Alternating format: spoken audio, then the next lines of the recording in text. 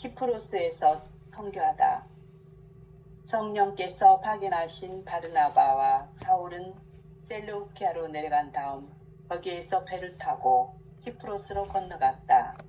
그리고 살라미스에 이르러 유다인들의 여러 회당에서 하느님의 말씀을 선포하였다.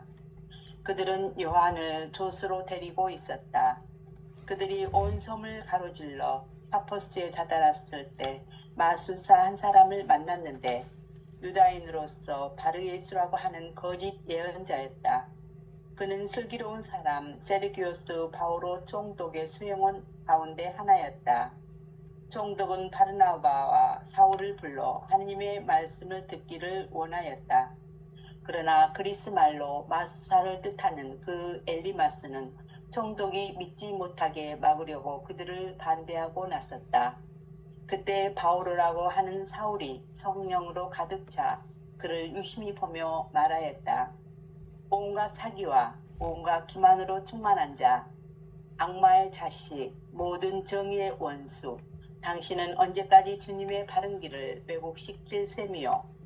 이제 보시오. 주님의 손이 당신 위에 놓여 있어. 당신은 눈이 멀어 한동안 해를 보지 못할 것이요.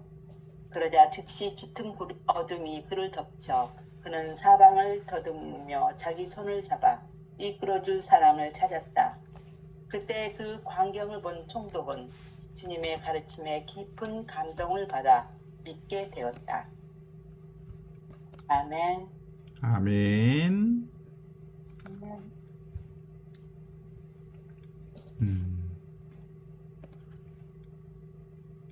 오늘은 사도행전 13장 4절에서 12절인데요.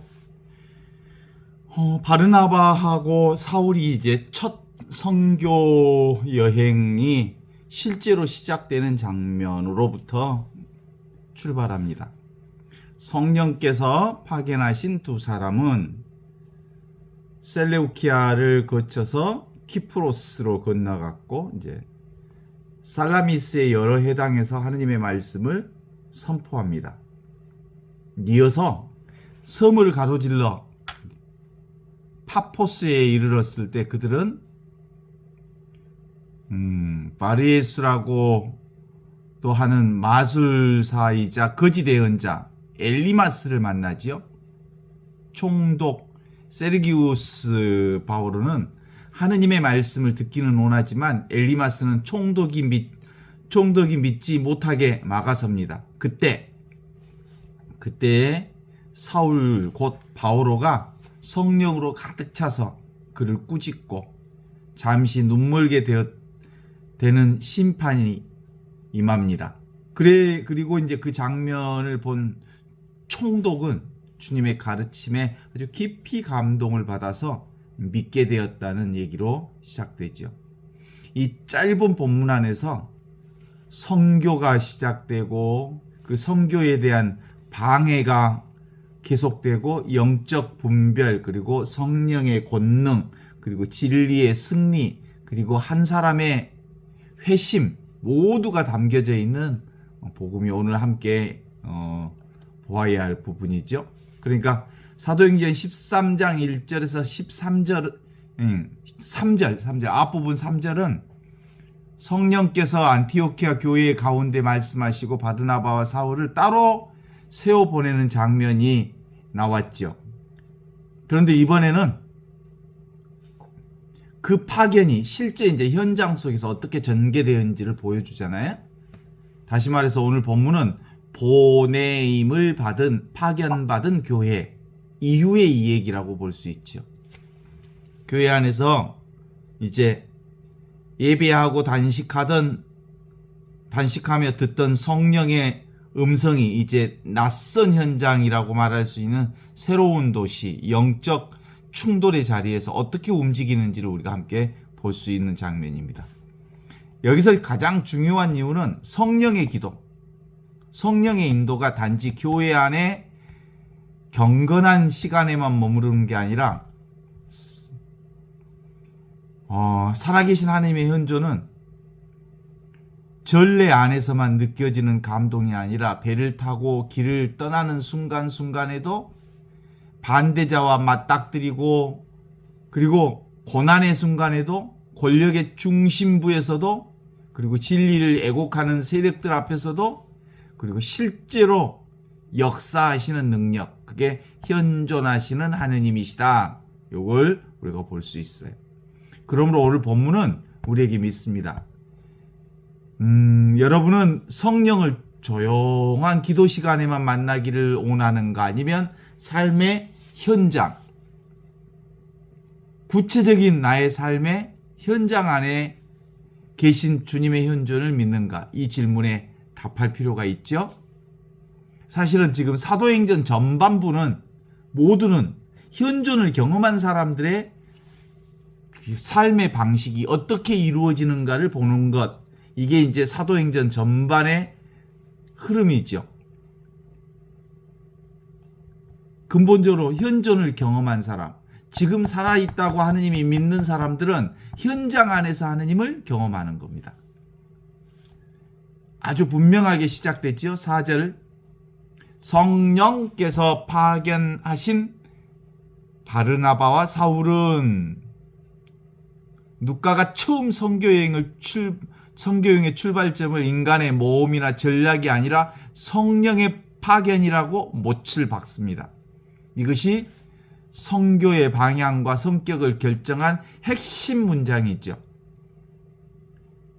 그러니까 우리의 삶은 누가 인도하는 거냐면 바로 성령께서 인도하는 거예요. 여기서 굳이 선교 그러면 우리는 그 그리스도인들을 선포하고, 그리고 그리스도인들, 이방 그리스도인들에게 하느님을 믿도록 가르치는 것만 선교라고 생각하는데, 이 선교는 근본적으로 우리 삶 자체가 선교지.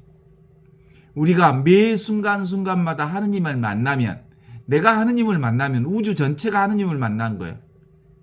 그래서 내가 눈을 뜨면 우주 전체가 바로 눈이 떠 있다는 것을 확인함으로써 그 누구도 하느님의 품 안에서 하느님의 현존 안에 살지 않는 자가 아무도 없다는 걸 알게 되는 거예요. 그래서 선교의 시작점은 내가 눈 뜨는 거예요. 내가 눈 뜨면, 내 뜬 눈으로 보면 사실상 눈 뜨지 않는 사람이 없어. 그죠? 그런데 스스로가 눈 뜨고 살면서도 눈 떴다는 걸 몰라. 왜? 자기 생각으로 현존하고 있는 지금 여기 이 순간의 삶을 본인이 거부하고 있기 때문이죠. 그래서 그들은 이 길을, 선교의 길을 떠나는 것은 떠나고 싶어서 떠나는 게 아니라 성령께서 보냈기 때문에 떠나는 거죠. 그래서 내가 사는 게 아니라 그리스도가 나를 사는 경험. 모든 것은, 어떤 것도 주님께서 하시지 않는 일은 일도 없다. 이런 느낌으로, 이런 믿음으로 세상을 보는 거죠. 그들의 여정은 그래서 여행이 아니라 바로 그리스도의 사명이고, 그리스도의, 내 자신의 이동이 아니라 그리스도께 대한 순종이 바로 정교 여행의 전부였던 거죠. 그래서 그걸 우리는 성사 생활이라고 해요. 그래서 매 순간 밥 먹고 잠자고 그리고 일하고 하는 모든 일이 선교 활동이며 복음 활동이고, 그 전체의 삶이 곧 하느님의 현존을 증거하는 삶이라고 볼 수 있죠. 그런데 우리는 보통 고정관념이 있어요. 내가 그리스도를 믿지 않는 사람을 향하여 그리스도를 믿으라고 선교했을 때 그것이 선교라고 생각하는 아주 단선적인 선교 생각이 있어요. 선교는 그런 게 아니고 지금을 살고 여기를 살고 이 순간을 삶으로써 지금 여기 살아계신 그리스도가 지금 여기 있음을 확인하고 그리스도께 찬미와 영광을 드리는 삶 그 자체가 선교라는 거예요. 왜냐하면 선교라고 하는 건 근본적으로 단일한 종교가 아니라 근본적으로 나의 깨달음이 우주적 깨달음이고 나의 깨달음이 전체 공동체의 깨달음이라고 하는 사실을 알아야 한다는 거거든요. 그리고 우리는 끊임없이 선교, 말씀 선포 그러면 내가 나 아닌 사람에게 그리스도를 전하는 것, 이 말씀 선포라고 생각을 하죠. 성령의 역사는 언제나 현존의 말씀과 분리되어 있지 않습니다. 성령은 사람을 흥분시키기 위해 오시는 분이 아니라 말씀을 지금 여기서 증언하게 하시고 그 현존의 말씀이 사람의 마음을 찌르게 하셔서 그 성령의 말씀으로 온전히 감동하는 삶을 살도록 우리를 인도하시는 거죠. 그러니까 근본적으로 살아있음을 경험하는 거예요. 살아있음을 경험하려면 삶 자체에 충성이라고 하는 건 무슨 그 무언가에 몸을 바치는 게 아니라 하느님께 현존에 충성하는 걸 진정한 의미의 충성이라고 그러거든요. 그 충성은 지극정성으로 지금 이 순간에 온 정성과 마음을 다하는 것이다, 이렇게 말할 수 있죠.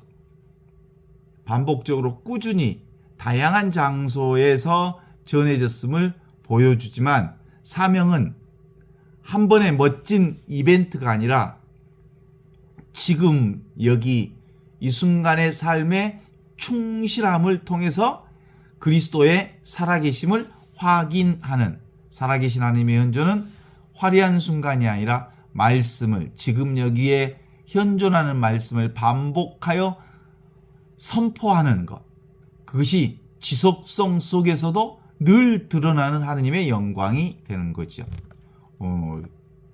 오늘 6절 7절을 한번 보겠습니다. 6절부터는 아주 긴장이 생깁니다. 바르나바와 사울은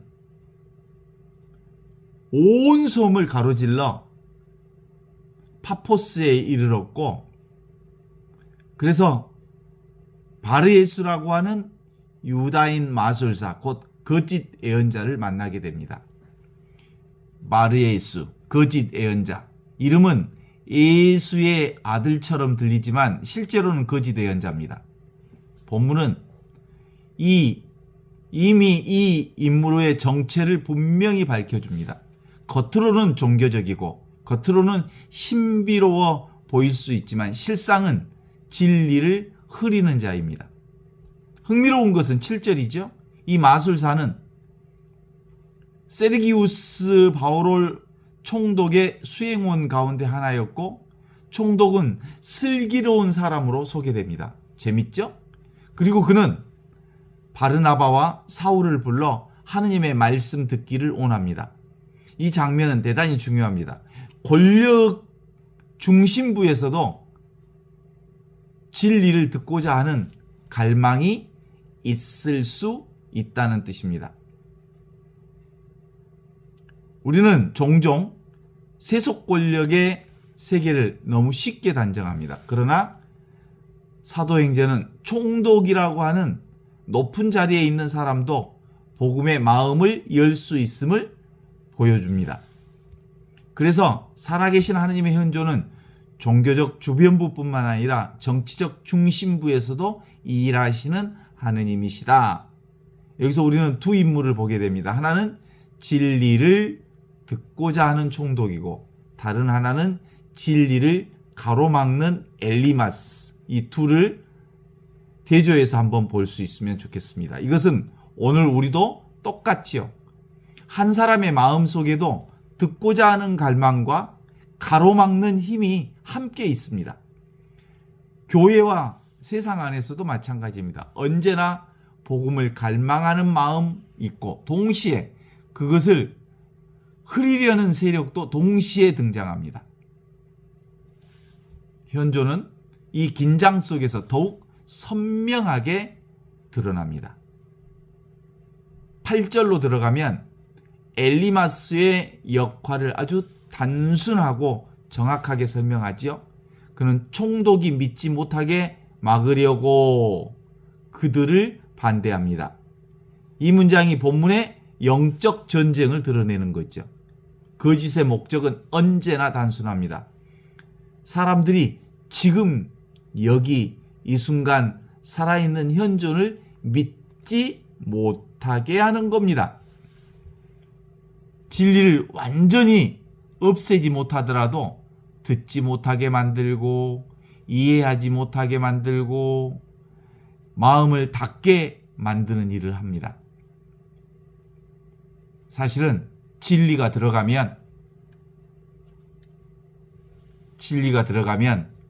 인간의 이해가 무너집니다.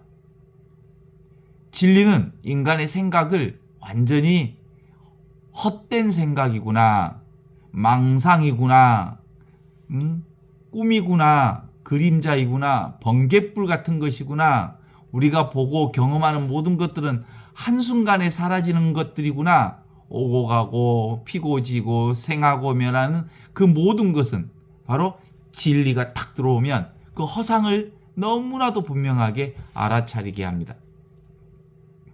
오늘 본문은 복음 선포의 현장에서 반드시 영적 저항이 따른다는 사실을 보여줍니다. 성령이 오시면 성령을 방해하는 자들이 너무나도 분명하게 그 자리에 확인됩니다. 오히려 진짜 복음, 성령과 함께 그리스도 안에서, 그리스도와 함께 성령 안에서 복음이 전해지는 그 순간 복음을 저항하는 세력들이 너무나도 분명하게 보인다는 거죠. 그래서 선교는 단순한 정보 전달이 아니라 영적 분별이 필요한 역사입니다. 오늘 우리의 삶도 그렇지 않습니까? 말씀을, 현존을 살고자 하면 그때마다 진실하게 살려고 하면, 현존을 살려고 하면, 복음을 전하려고 할 때 이상하게도 방해가 커질 때가 많습니다. 그 방해는 우리를 과거로 끌고 가고 미래의 걱정으로 우리를 끌고 가게 함으로써 지금을 살지 못하게 합니다.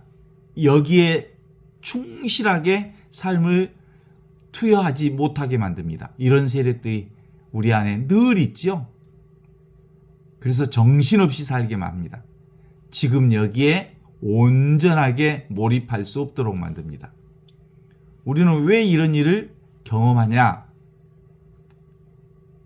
하고 놀라기보다 바로 그 자리가 진리가 움직이는 자림을 알아야 합니다. 바로 진리를 거부하는 세력들이 있는 그 자리가 바로 진리를 증거해야 할 자리, 살아계신 하느님의 현존을 온전히 전하고 살아야 할 자리, 실제로 저항이 없는 평면적인 현실이 아니라 거짓과 맞서는 진리의 현장, 그 자리에서 뭐가 현존이 더욱더 분명해집니다.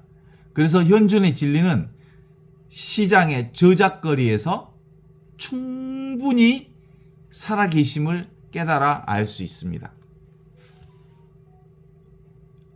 실제로 우리가 현존하지 않으면, 지금 여기 이 순간 살아계신 하느님의 현존 가운데 있지 않으면 거룩한 성당에 앉아서 복음 말씀을 들어도 뭘로 들려다? 소음으로 들리고,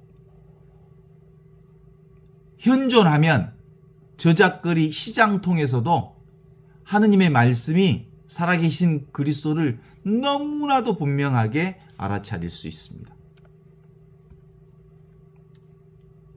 성당에 앉아도 현존하지 않으면 자기 내면에 소음이 얼마나 많은지 경험해 보셨죠? 자, 9절로 들어가면 사울의 이름을 새로 부릅니다. 그때 바오로라고 하는 사울이 성령으로 가득 차. 이 지점은 사도행전의 중요한 전환점 중에 하나죠. 이제부터 그는 점점 더 바오로라고 하는 이름으로 불리기 시작합니다. 이방인 선교 중심의 인물로 떠오른다라고 하는 거죠. 그러나 누가는 이름보다 더 중요한 것을 먼저 말합니다. 그는 바오로는 성령으로 가득 차 있었다는 겁니다. 성령으로 가득 차 있었다는 것은 그리스도를 통하여 그리스도와 함께 그리스도 안에서 성령과 하나 되어 온전히 현존하는 사람이었더라. 이렇게 전하고 있는 거죠. 정적의 순간에 바오로의 힘은 성격이나 학식이나 기질이 아니라 성령 충만이었습니다. 10절에서 바오로는 매우 강하게 엘리마스를 책망합니다.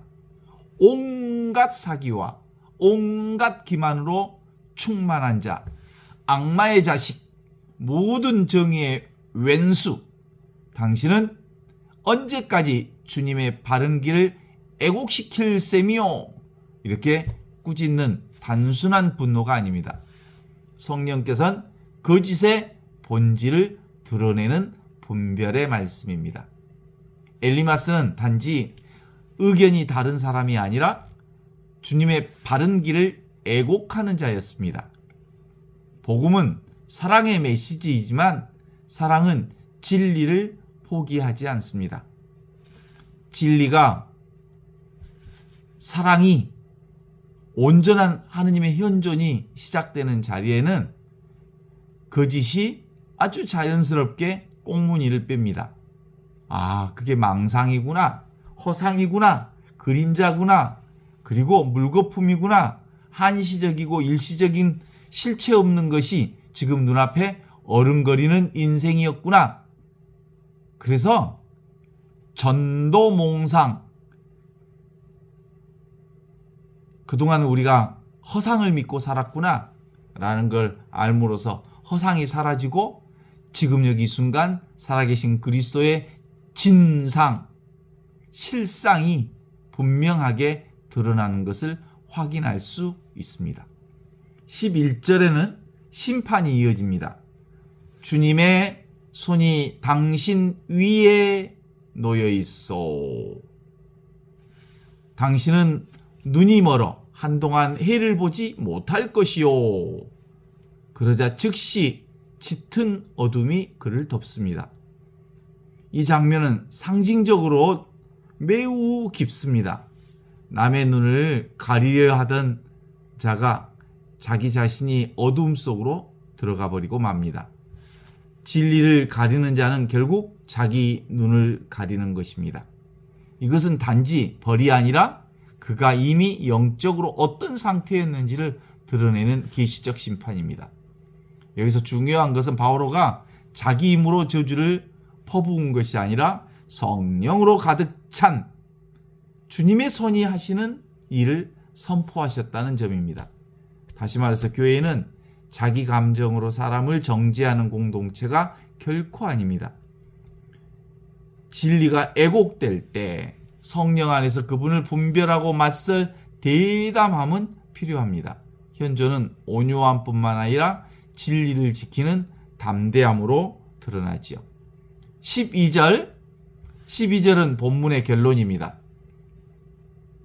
그때 그 광경을 본 총독은 주님의 가르침에 깊은 감동을 받아 믿게 되었다. 이렇게 말하지요. 흥미롭게도 누가는 총독이 단지 기적을 보고 믿었다고만 말하지 않습니다. 그는 주님의 가르침에 깊은 감동을 받아서 믿었다고 기록되어 있습니다. 기적이 문을 열을 수 있었지만 그 중심에는 여전히 주님의 가르침, 곧 말씀이 있었습니다. 이것은 오늘 우리에게도 대단히 중요합니다. 어떤 강렬한 사건이 사람의 관심을 끌 수 있습니다. 그러나 결국 사람을 변화시키는 것은 진리의 말씀입니다. 총독은 단순히 무서워서 믿는 게 아니라 주님의 가르침에 감동을 받아 믿었습니다. 진리는 영혼을 붙잡는 힘입니다. 살아계신 하나님의 현존은 사람을 압도하는 방식이 아니라 사람의 마음 깊숙한 곳을 감동시켜서 믿음으로 이끄는 방식으로 나타나죠. 방금 우리가 보았던 본문 전체를 다시 이렇게 확인해 보면 하느님의 현존은 길 위로 인도하심으로 드러납니다. 성령께서 파견하신 바르나바하고 사울은 실제로 지리적인 여정을 시작하죠. 그래서 현존은 교회 안에서의 감정이 아니라 삶의 길을 움직이는 실제적인 인도임. 그래서 성령을 받은 사람들은 삶으로 그걸 증언합니다. 지금 여기 이 순간 나의 삶이 곧 현존임을 깨달아 아는 거죠. 그래서 어떤 상황이든 주님의 영광을 드러낼 수 있습니다. 두 번째로 하느님의 현존은 말씀 선포의 중심성으로 드러나기 때문에 그들은 어디를 가든지 먼저 하느님의 말씀 선포를 합니다. 하느님의 말씀 선포란 말씀을 선포하는 그 무엇이 따로 있는 게 아니라 나라고 하는 이 존재 자체가 하느님의 말씀임을 확인하고 이 성령의 역사는 이 말씀과 절대 분리되어 있지 않음을 확인시켜주는 일입니다. 세 번째로 하느님의 현존은 거짓을 분별해서 성령의 눈으로 드러내게 합니다. 결국은 성령은 분별의 영이죠. 분별의 영. 엘리마스와의 충돌은 영적 분별이 얼마나 중요한지를 보여줍니다. 현존은 무조건적인 수용이 아니라 진리와 거짓을 가르는 빛으로서 역할을 합니다. 빛이 가면 어둠은 당장 사라지게 되어 있죠. 하느님의 현존은 담대한 대면으로 드러납니다. 바오로는 성령 충만으로 거짓과 맞섰을 뿐만 아니라 때로는 이 바오로의 믿음은 조용한 인내지만 때로는 애곡된 정면과 담대하게 맞서는 충성으로 드러납니다. 다섯 번째로 하느님의 현존은 말씀에 감동받아서 믿게 되는 회심으로 드러납니다. 총독의 회심, 권력자도 이 현존 앞에 무릎 꿇을 수 있음을 보여줍니다. 하느님의 현존은 사람의 지위와 상관없이 영혼을 움직입니다. 우리가 성령께서 보내시는 길을 두려워하지 말아야 합니다. 어디든지 보내면 갈 수 있죠. 안티오키아에서 파견된 두 사람은 낯선 길로 떠났습니다. 지금 여기 이 순간 살아계신 하느님의 현존은 어디든 순종할 수 있도록 우리를 인도합니다. 익숙한 자리를 떠나서 익숙하지 않는 낯선 자리로 갈 수도 있습니다. 오늘 우리 각자에게도 성령께서 건네시는 카프로스가 있을 수 있습니다. 우리는 사실은 늘 익숙한 곳을 살다가 성령은 지금 여기 이 순간이라고 하는 그동안 보지 못했던, 경험하지 못했던 낯선 상황을, 낯선 나를 경험토록 하십니다. 낯설다는 말은 늘 있고 항상 있고 언제나 있는 이 하느님의 현존을 사실상 눈에 보이는 대상 경계에 몰입하느라 늘 외면하고 살았던 지금 여기 이 순간 살아있는 현존에 익숙한다는 뜻이죠. 우리는 말씀 선포를 늘 중심에 두어야 합니다. 이 말씀 선포, 현존을 전제하지 않는 신앙은 사실상 거짓 신앙입니다. 환경이 어떠하든 상대가 누구든 복음의 사역의 중심은 늘 현존하신 그리스도이십니다. 근본적으로 프로그램보다 더 중요한 것은 말씀이죠. 말씀, 현존하는 말씀. 분위기보다 훨씬 중요한 것은 지금 여기 계신 하느님의 말씀이죠. 우리는 방해가 있다고 해서 성령의 인도를 의심하지 말아야 합니다. 오히려 복음이 실제로 움직일 때도 저항이 함께 나타납니다. 그래서 방해는 실패의 증거가 아니라 진리와 맞서고 있다는 신호일 수 있습니다. 그러니까 우리를 방해하는 어떤 세력이 많으면 많을수록 우리는 현존의 감각을 훨씬 더 분명하게 되찾을 수 있습니다. 내가 살아있음의 증거죠. 그래서 우리는 영적 분별력을 길러야 합니다. 모든 종교의 언어가 진리는 아닙니다. 모든 감동이 성령은 아닙니다. 엘리마스는 대단히 종교적 외향을 가졌지만 사실상 그는 거짓 예언자였습니다. 오늘 또 우리는 무엇이 복음을 흐리는지, 그가 하느님이라는 말을 많이 섞는다고 해서 그가 하느님의 신앙인인 줄 착각하면 안 되죠? 진정으로 그가 살아계신 그리스도의 삶을 사는지 보아야 합니다. 말로는 하느님, 근데 실제로는 말만 쓰지 살지 않는 경우들이 워낙 많기 때문이죠. 그러니까 말을 믿지 말고 삶을 믿어야 하는 거죠. 우리는 성령 충만을 구해야 합니다. 정적인 순간에 바울을 붙든 것은 성령 충만이었습니다. 성령 충만이란 실제로 다른 게 아니고 지금 여기 내가 살아있음을 경험하는 것, 이게 성령 충만입니다. 여러분 지금 살아있다는 게 확인됩니까? 지금 여기 살아있다는 게 분명히 확인됩니까? 그게 바로 성령 충만한 상태입니다. 평소 기도와 말씀 묵상이 없이 위기의 순간에 갑작 담대해질 수 없다는 사실은, 평소에 현존을 살지 않는 사람들은 실제로 우리의 삶 전체가 현존이라기보다 과거와 미래에 사로잡힌 자기 생각일 가능성이 많습니다. 여섯 번째로 우리는 거짓과 맞설 때에도 자기 감정이 아니라 주님의 손을 의지해야 합니다.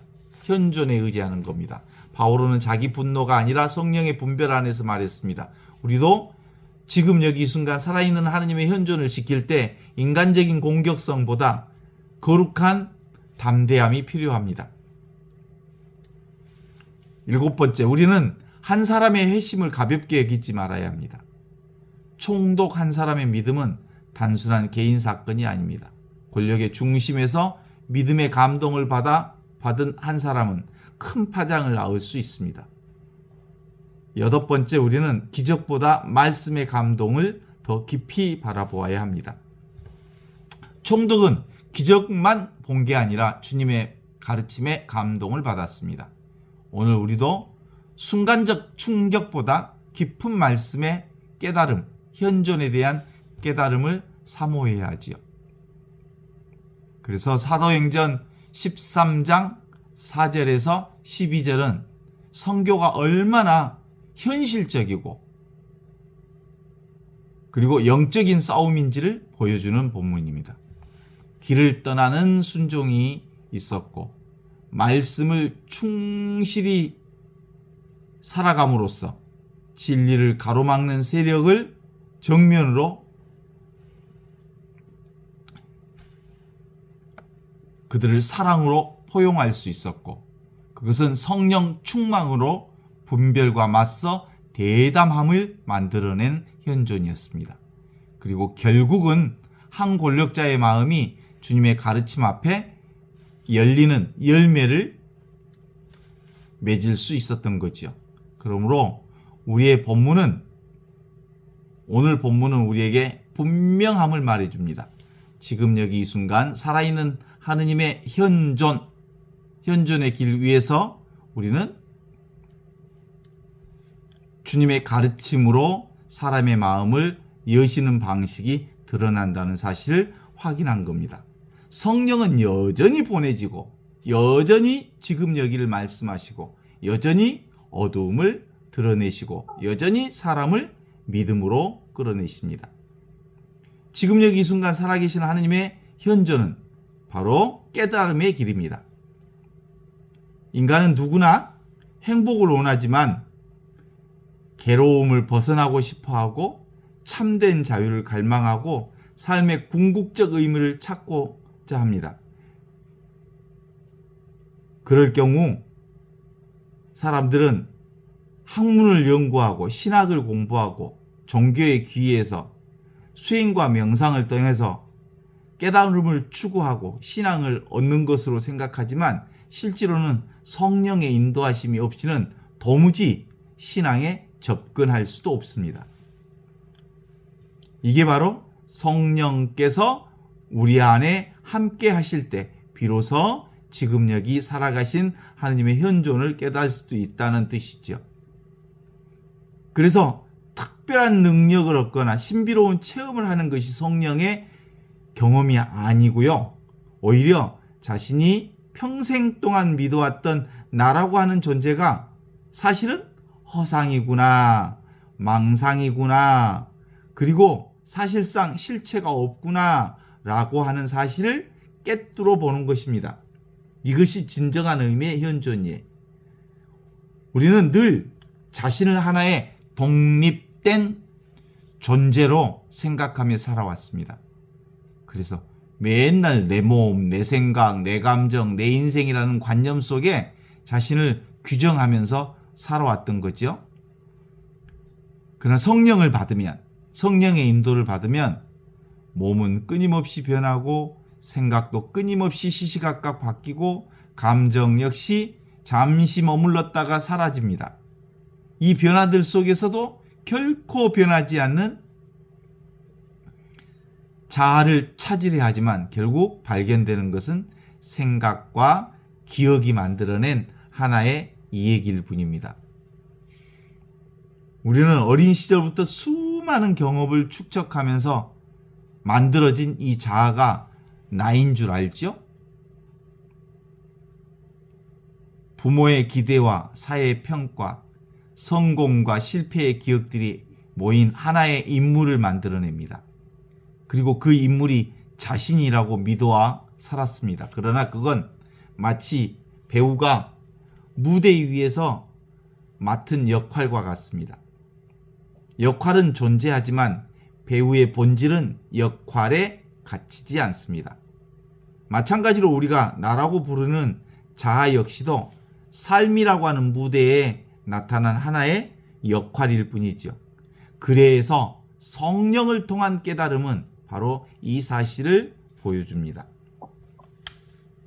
역설적으로 우리의 깨달음은 노력으로 얻어지는 게 아니라 온전히 하느님께서 우리의 안목을 열어주실 때만 가능한 거거든요. 수행자들은, 신앙인들은 오랫동안 기도하고 명상하고 그러면 자신이 변화될 줄 알지만 실제로는 그분이 우리의 안목을 열어주실 때 비로소 온전히 지금 여기 살아계신 그리스도를 깨달아 알 수 있는 거죠.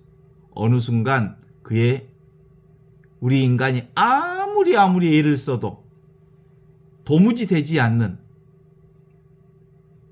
그 자리에 도달하게 됩니다.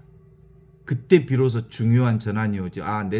내 생각으로, 내 힘으로, 내 노력으로 안 되는구나. 그 깨달음을 얻으려 했던 주체 자체가 하나의 환상이었음을 알게 됩니다. 그래서 예수님이 우리를 부르시는 거죠. 부르실 때 어떻게 부르시냐면 나를 따르려는 사람은 자기 자신을 버려야 한다. 그리고 나를 따라와야 한다. 라는 말씀은 바로 이런 차원에서 늘 이해할 수 있습니다. 여기서 버려야 할 것은 존재 자체가 아니라 늘 자기중심적인 자아의 환상, 그건 내려놔야 합니다. 자신이 모든 것을 이루어야 하고 자신이 스스로 무언가를 완성해야 하고 자신이 하느님께 도달해야 된다는 생각, 다 자기 생각이죠? 인간의 노력은 중요하기는 하지요. 그렇지만 구원은 노력의 결과가 아니라 성령을 통해서 성령 안에서 성령의 은총으로 만들어진 역사입니다. 그것은 성취가 아니라 성령을 통해서 발견하는 거죠.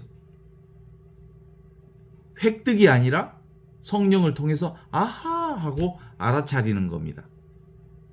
이미 존재한 진실을 보기 위해서이죠. 진실은 바로 지금 여기 이 순간 살아있는 하느님의 현존입니다. 그래서 많은 사람들은 하느님을 미래에서 찾았고 찾고 아무리 또 찾아도 사실은 찾으면 찾을수록 찾을 수 없는 하느님.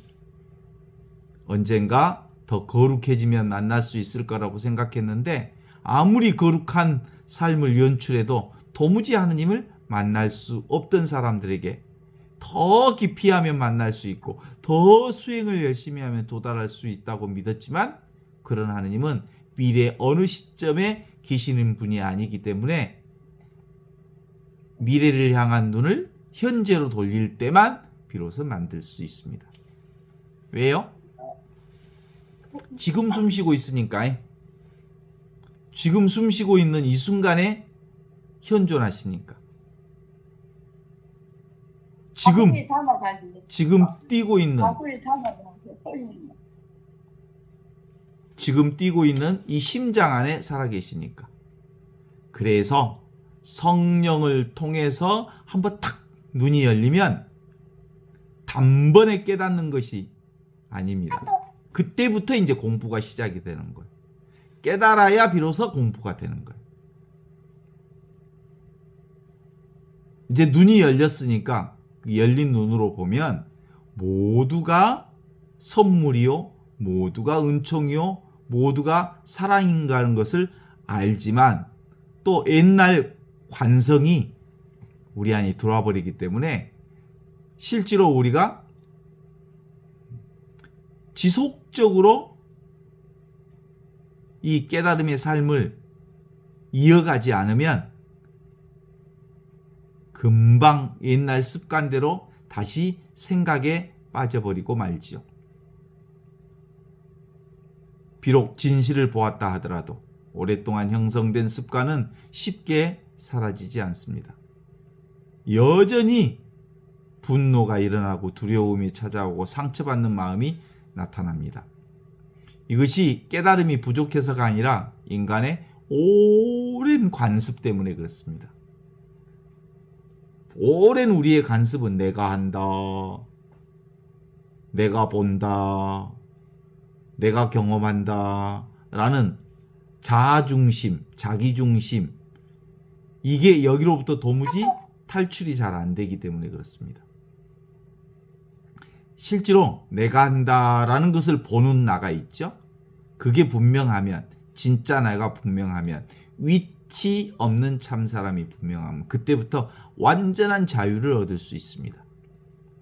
생각이 일어나면 그 생각을 알아차리는 그거 있어 없어?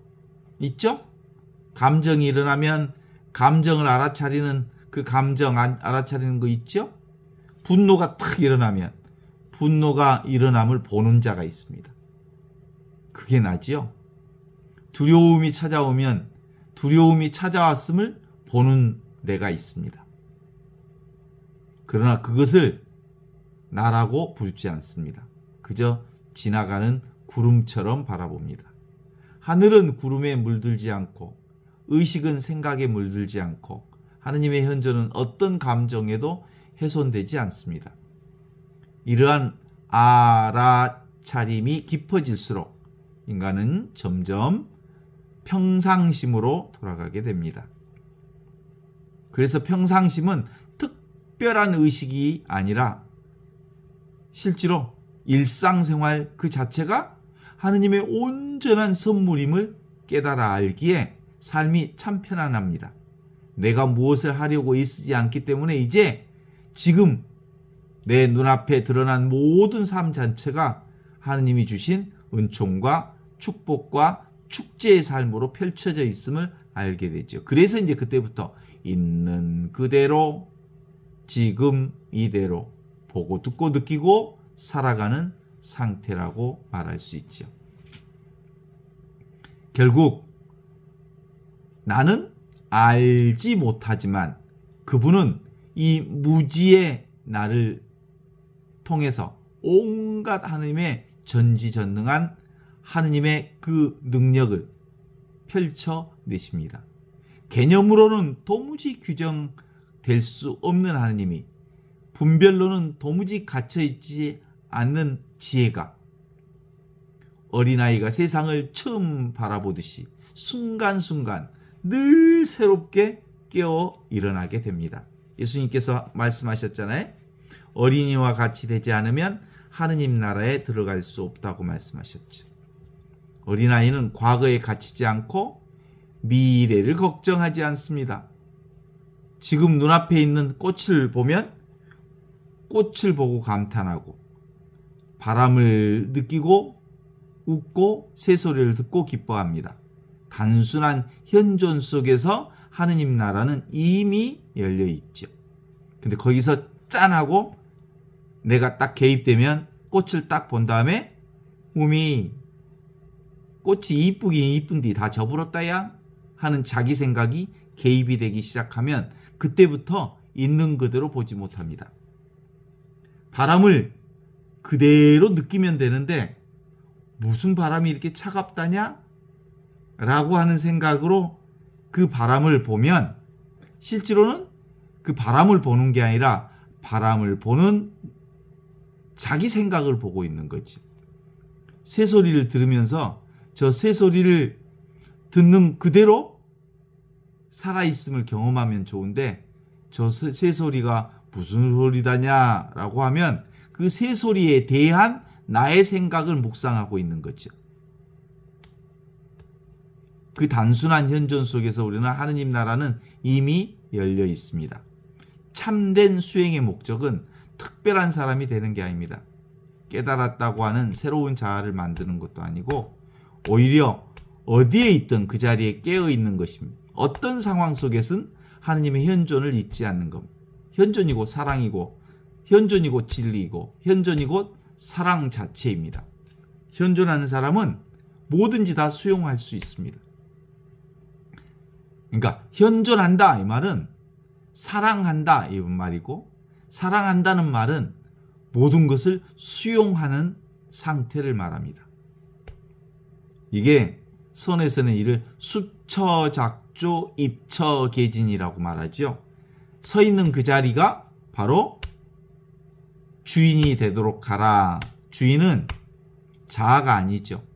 생각과 감정에 끌려가지 않는 깨어있음, 분별에 속하지 않는 자유를 말합니다. 지금 내가 서 있는 이 자리가 현존의 자리죠. 내가 지금 앉아있는 이 자리가 바로 사랑의 자리입니다. 지금 여기서 듣는 이 자리가 온전히 하나님의 축복의 자리입니다. 그 삶 안에서 인간은 더 이상 이제 과거 같은 것, 후회에 매이지 않게 됩니다. 아직 오지 않는 미래의 두려움 같은 것 훌훌 털어버립니다. 지금 주어진 생명에 무한 감사 드릴 수 있습니다. 평생을 찾고 있던 하느님은 멀리 계신 분이 아니라 지금 여기 이 순간 살아있음을 드러내는 하느님의 말씀입니다. 이게 바로 성령께서 우리를 이 세상에 불러주신 목적이죠. 주님, 성령께서 보내신 길 위에 바르나바와 바오로를 붙들어 주신 것처럼 오늘 우리도 지금 여기 이 순간을 살도록 붙들어 주십시오. 낯선 자리에 나아갈 때 전혀 두려워하지 않게 하시고 언제나 하느님의 현존 안에 중심을 두게 하시며 진리를 가로막는 거짓과 애곡을 성령 안에서 분별하게 하소서. 우리에게도 바오로와 같은 담대함을 주시되 사람을 향한 분노가 아니라 주님의 바른 길을 사랑하는 거룩한 열정으로 말하게 하소서. 총독 세르기우스 바오로가 주님의 가르침에 깊은 감동을 받아 믿게 된 것처럼 우리도 말씀 앞에 늘 새로 감동하고 믿음으로 나아가게 하셔서 우리를 통해 다른 이들의 마음도 열릴 수 있게 하소서. 지금 여기 이 순간 살아있는 하나님의 현존이 우리의 길 위에서, 우리의 입술 위에서, 우리의 분별 위에서, 우리의 증언 한가운데서 선명하게 드러나도록 인도해 주소서. 우리 주 그리스도를 통하여 비나이다.